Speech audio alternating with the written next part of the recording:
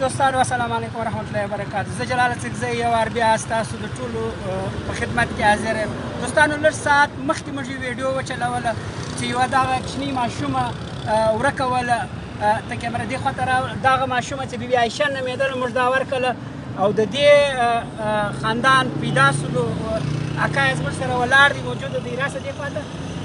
ګورئ ګورو دوستانو دا یو غټ خدمت دی نور لاس مه پوه نور دا یو غټ خدمت دی چې موږ یې کوو.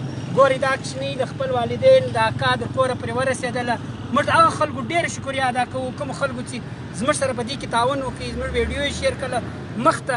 خو ستاسو څخه موږ دا توقع لرو چې آینده کومې ویډیو یا کوم کوچنۍ ورکړي زموږ سره رابطه کوئ او کوچنۍ پریس کلب ته راولئ نو دا به بیا ډېر ژر پیدا کېږي د خپلو خاندانه پرې به رسېږي او دا ډېره د خوشحالۍ خبره ده چې دا کوچنۍ ماشومه بیبي عایشه د خپل خاندانه پرې ورسېدله.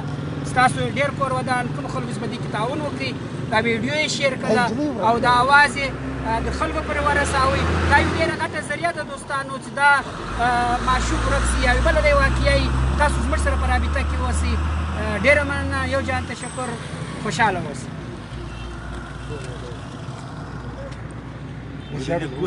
بس پیدا شو هغه کار